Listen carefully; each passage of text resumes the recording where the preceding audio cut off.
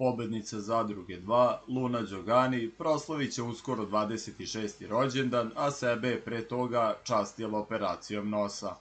Veliko poštovanje, dobrodošli na kanal Srbija Info.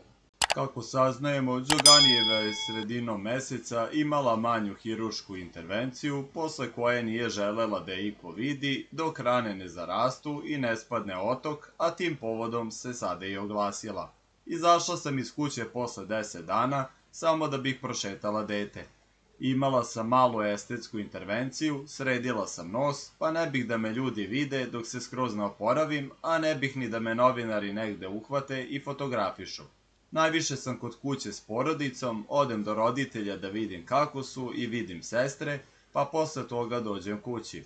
Vidim da sam se skroz posvetila porodičnom životu, a iskreno da budem, ništa drugo me i ne zanima, rekla je Luna, pa otkrila kako planira da proslavi rođendan 8. marta. Ovo što sam uradila na nosu je bilo nešto što sam dugo planirala. Htela sam sebe da častim operacijom, nije to ništa strašno, da ne pomisle ljudi da sam promenila lični opis. Što se rođendana tiče, ne bih da pravim, kao prethodnih godina, ogromna veselja. Planiram da taj dan obeležim u miru s dragim ljudima i to je sve.